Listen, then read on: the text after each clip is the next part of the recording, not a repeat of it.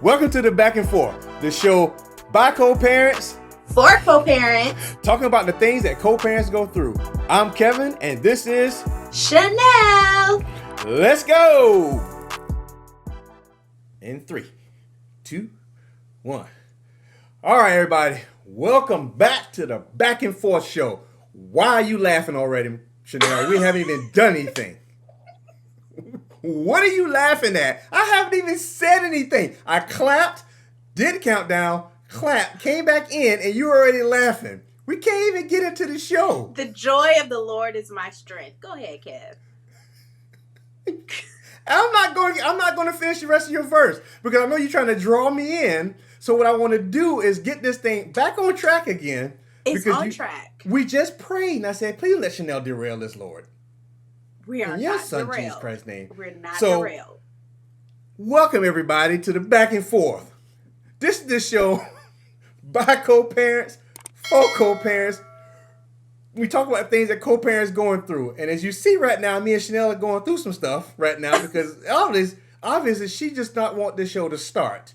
And she will not, the enemy will not prevail today. I'm not calling Chanel the enemy, but that spirit that's on her right now, she's trying to slow this show down, y'all. You trying it. You are really trying it today. She's trying to slow the show down, y'all. You are really trying We are it here today. trying to get, I'm trying to feed Lord, this information to the co-parents out there, and here comes Chanel just lollygagging, giggling it up. All right. But Chanel, I got you. how are you doing anyway? How are you doing? Good. I am blessed. Highly favored. Glory to God. How are you doing? I'm wonderful. I am wonderful, wonderful, wonderful. And you know, Chanel,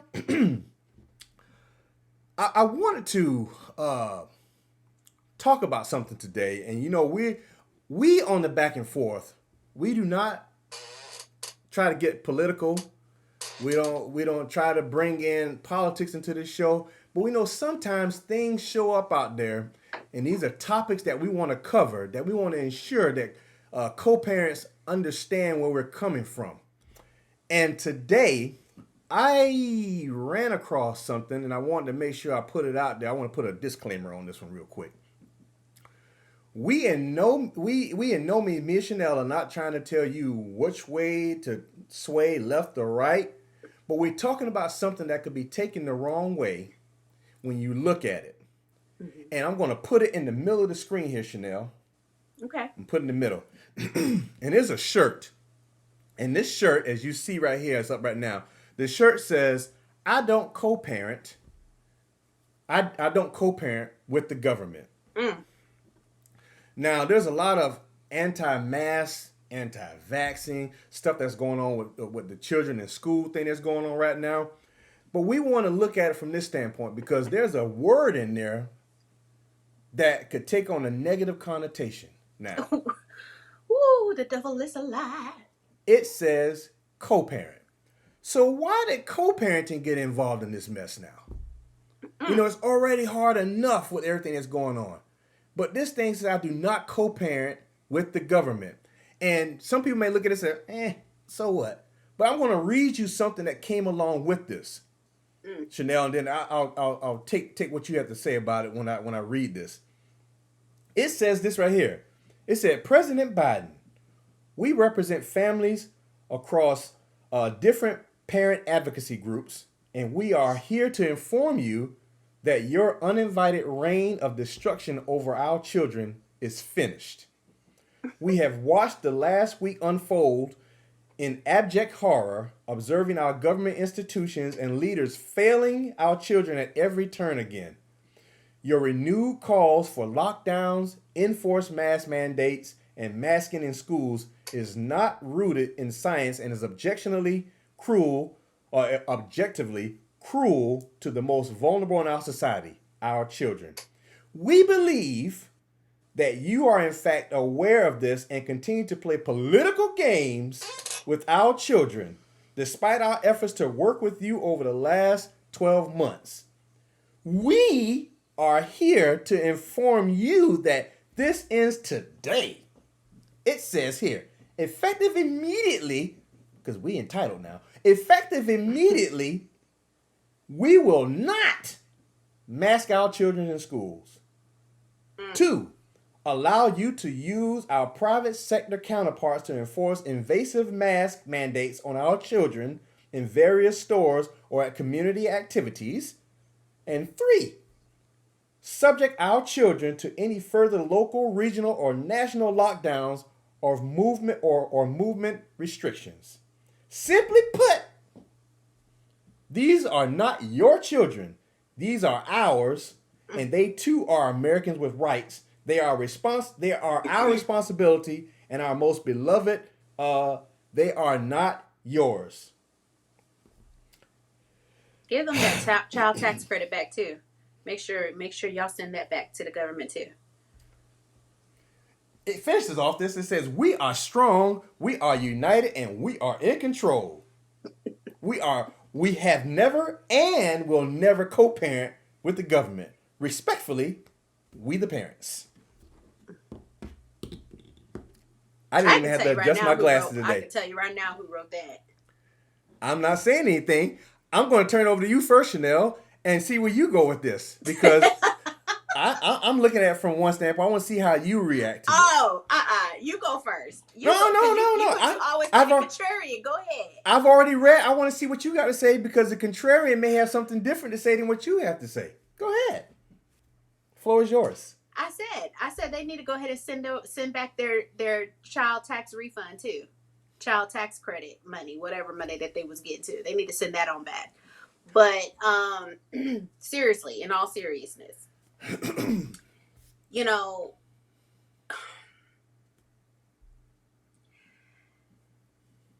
this bothers me. This bothers me because right now, one of my clients is mourning the loss of his mother. And I'm going to tell you why.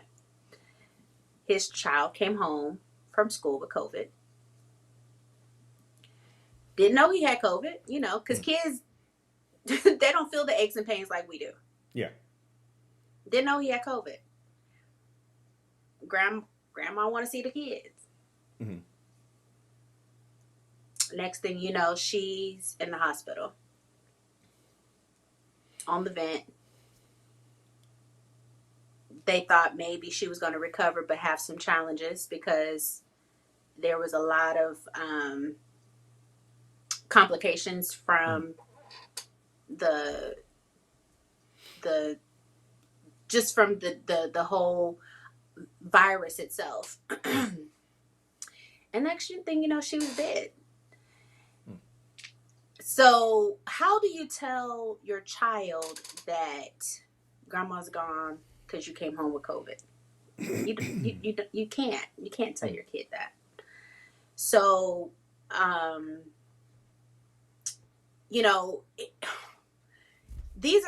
sure that's not the only story. Yeah. I'm sure that's not the only story. And, the parent was wrestling with how do I explain this? Because 1 + 1 = 2, but I don't want my child to see 2 because they're going to feel like they, were responsible for this. I'm saying all that to say that the government is not trying to co-parent with you with this whole mass situation. So many people have died being vaccinated and unvaccinated. Okay, I know people that have had COVID. They were vaccinated. I have a teacher. One of my clients is a teacher right now. Was vaccinated, still contracted COVID. Mm-hmm. Okay, praise God that she had got the vaccination, because she had a series of other health related issues that probably the COVID could have probably took her out. Mm-hmm. Okay, these kids are carrying COVID. These kids are carrying COVID. And everywhere that you go and you're gathering in a place, you need to be taking their temps as well as the adults. Mm-hmm. And if these kids are not wearing masks and they're carrying COVID, what are we really doing? The government is not trying to co-parent with you with these kids. But unfortunately, we are in a pandemic. We're in a pandemic, and this is a pandemic that nobody has all the answers to, including you, whoever you are, parents. You don't have the answers to it all, because if you did, we wouldn't be walking around in a pandemic right now. Okay? So respectfully, let the people that actually know what they're doing do what they're supposed to be doing. And hopefully we can together as a country or as a world get through this pandemic. Who are you? Who are you? I'm Kevin. Oh, yeah, sorry. Who are you to say that if you don't want your kid homeschool, try that. Do that like you did last year. Okay? Do that, and so you can say, so these teachers can be protected. But they're out there risking their lives to parent your kids that you don't want to parent at home. But you want to tell them that we're going to put you at risk because we don't want our kids to. Who is running your house? That's what I want to know. Who running your house? Because it sounds like you can't even run your own house, and you want to tell the president how to run the country. I'm gonna let that go. I'm gonna let it go, Kev, because I'm gonna be on 10 right now, and I'm gonna offend a lot of people. Take it away. Ooh. Yeah, well, there's no purpose in playing the contrarian here, because why? Here's my thing. We are. What they say. He will give us the littlest things to take care of. And if we can't take care of those things, how is he supposed to entrust us with the bigger things? Mm-hmm. And the children are the little things. Mm-hmm. They are entrusted to us. Mm-hmm. And when I see all of these different issues with masks and vaccines and everything, and I think about the children, and now that they have come through and approved, they're saying that children 5 to 11 can get the vaccine now, a third of the dose, because these numbers are running rampant at the school. And I listen to people, because you want to have empathy, you want to hear, be able to understand, and listen with the level of understanding, because you want to listen with the intent to understand, and then you can draw a conclusion from that. Take a moment before you come back and respond to it. But some of these things sound like talking points, and they're not making much sense, because these parents that are talking for their children, the children don't have the voice.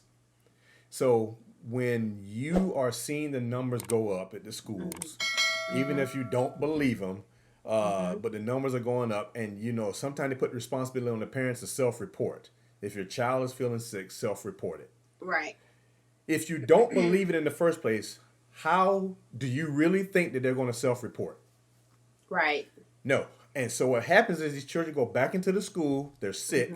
So the teachers are there, the administration is there, the other students are there. And so if the child does have COVID, then they are passing it on to somebody else. This is not the cold. This is not a flu. This is not allergies. This is some real stuff that's going on. Yes. And so because the school boards in these counties, the district, whatever, are saying that they want to make children wear masks to try to protect the other children and the children themselves, whoever the children are, and the staff, the faculty, all those people that are there.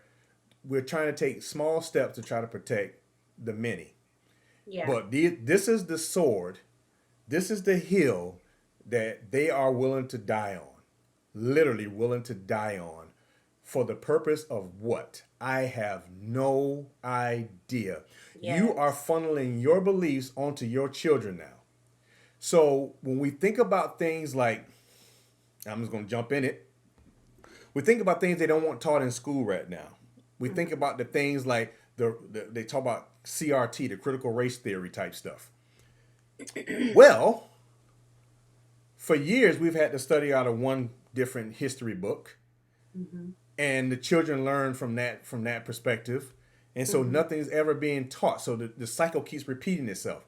And if you don't believe something exists or believe something happened, you are willing to repeat it over and over and over again. So the children are never learning anything new. They're just learning recycled information. They're learning stuff from home. They're learning stuff from school. And if they're not learning the truth, they are being taught a covered up lie.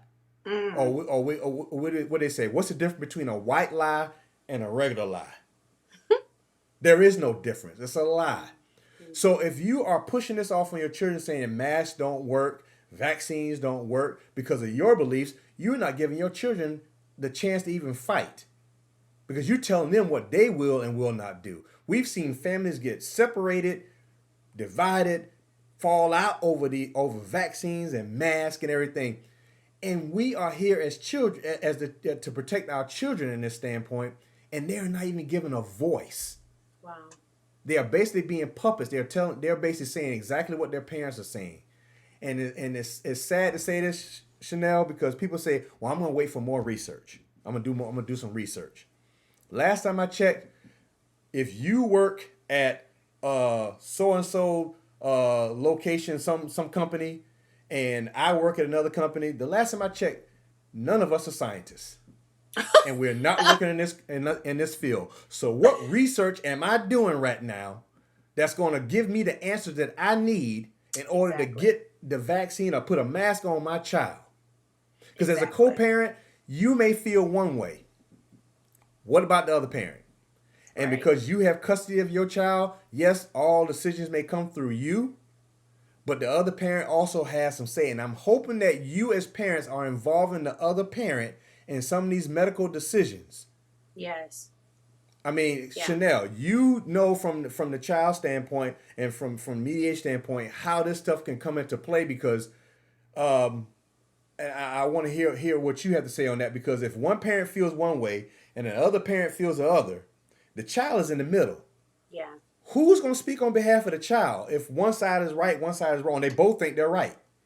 Well, and they're both right and they're both wrong. And from a legal standpoint, this is definitely a talking point. And this is another reason why we have this show, Kev, is because we are encouraging co-parents to communicate with one another. Again, none of us have all the answers. Clearly, the scientists don't even have all the answers, right? So when we have these communication or we have these conversations with the other co-parent, we're still hypothesizing what could be because we don't know all the answers.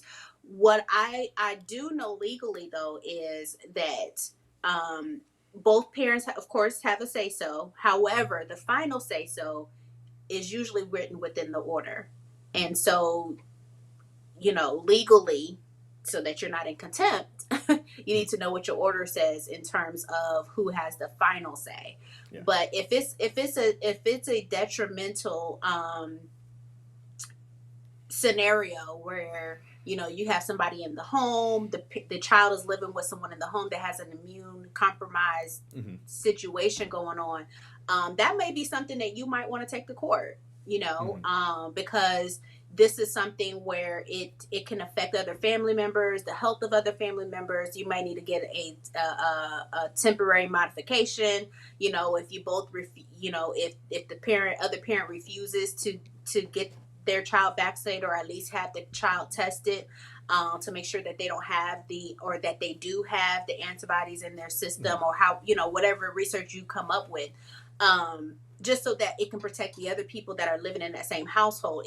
If you guys are not doing any due diligence, then that might be something that can be taken to court. And I've seen attorneys, take on cases like this, especially because decisions have to be made with the new research that's coming out constantly. So from a parent standpoint, I would say from a child standpoint, if the child is old enough to make a decision, I think that decision will be at the highest regard.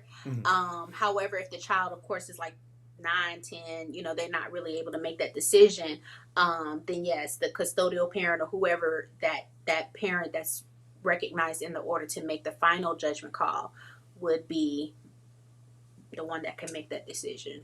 Yeah, and if you do have that type of relationship with your other co-parent where you can communicate, then it's still a responsibility of both parents to have some kind of communication, some kind of conversation about the medical history, the medical sensitivities and medical issues that surrounding that child. You cannot take this on by yourself. Even if you are the custodial parent, you still owe it to the other parent to give them the heads up of what's going on, because like Absolutely. You say, you may feel one way, another parent may feel another way, and you owe it at least to have a conversation. Yes, you might not agree with one another, but you still owe that conversation.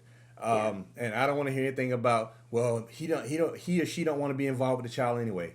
I don't care, because if something happens to that child, you're both still a parents. If that child takes a turn for the worse, something, or they get sick, you're both going to be involved. Then you'll both be having conversation one way or another. Yeah. So why not do it now while the child is here, and you can make a decision, a logical decision, even if you don't agree with what's going on.